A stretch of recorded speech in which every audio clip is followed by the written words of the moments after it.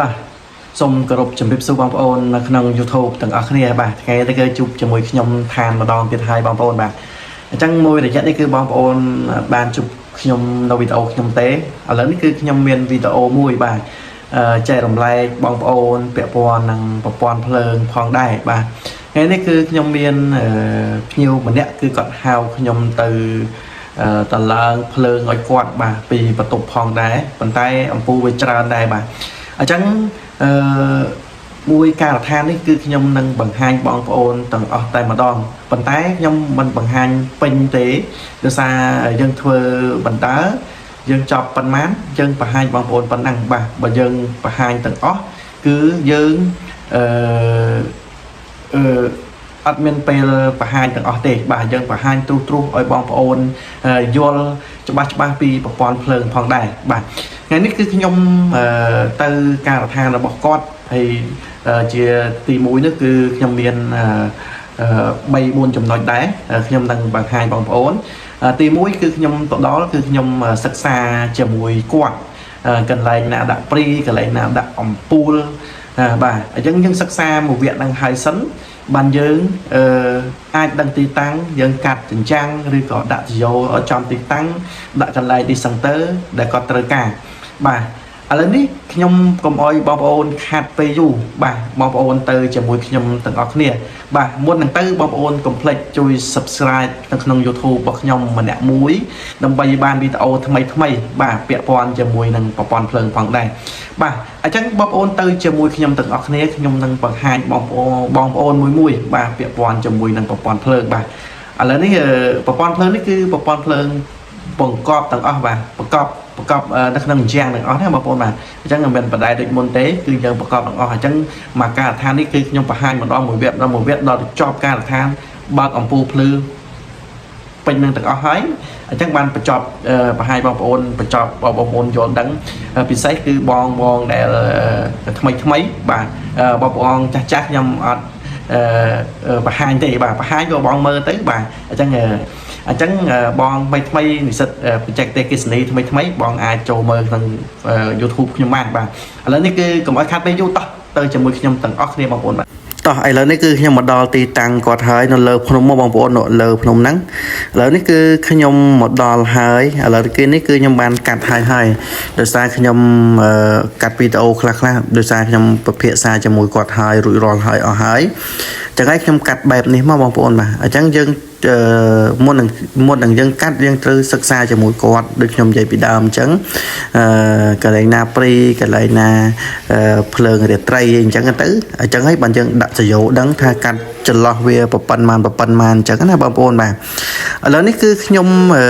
បានកាត់រួចរាល់អស់ហើយដោយសារវាមានពីបន្ទប់ផងដែរបងប្អូនឃើញហើយពីបន្ទប់បាទ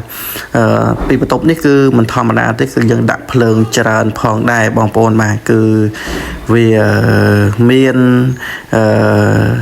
socket មាន switch អីចឹងច្រើនទៀតចឹងណាដោយសារកន្លែងគាត់មានតកាត្រេនទៀតណាបងប្អូនបាទអញ្ចឹងត្រេនរបស់គាត់រាប់រយដើមផងដែរបាទខ្ញុំឆ្លៀតនិយាយបន្តិចបាទ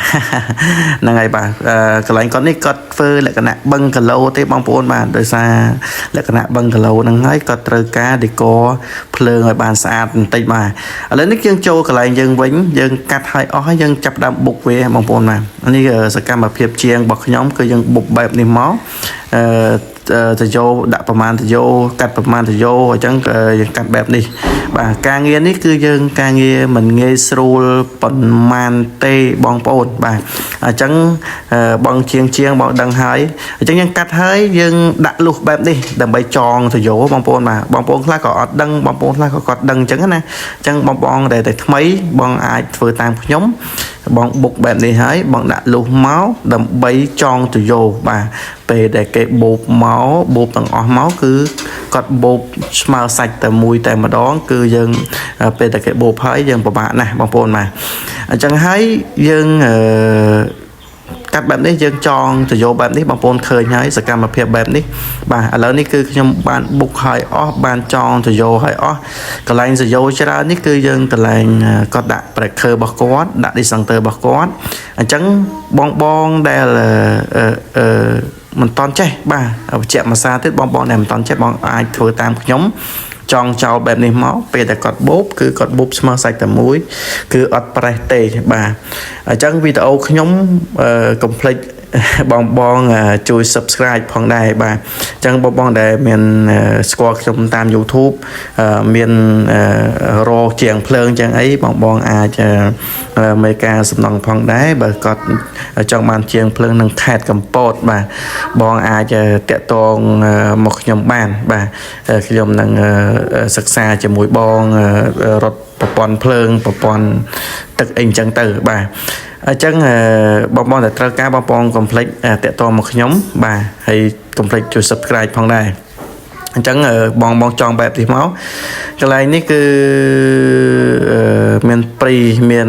កុងតាក់អញ្ចឹងយើងតម្លាក់សយោមកដល់ក្រោមនៅសារកន្លែងគាត់បឹងគីឡូដើម្បីสนุกនឹងបញ្ចូលទូរស័ព្ទផងដែរបាទអញ្ចឹងវីដេអូខ្ញុំវាអត់មានអីច្រើនទេបងអាចធ្វើតាមខ្ញុំចង់ចោលបែបនេះបាទអញ្ចឹងបងប្អូនបានឃើញហើយគឺខ្ញុំបង្ហាញបងប្អូនមួយបាទឥឡូវនេះគឺវីដេអូខ្ញុំគឺមានតែប៉ុណ្្នឹងទេបាទសូមគោរពជម្រាបលាបងប្អូនទាំងអស់គ្នាបាទកុំភ្លេចអសោះជួយ subscribe នៅក្នុង YouTube របស់ខ្ញុំម្នាក់មួយបាទសូមជម្រាបលាបងប្អូនបាទ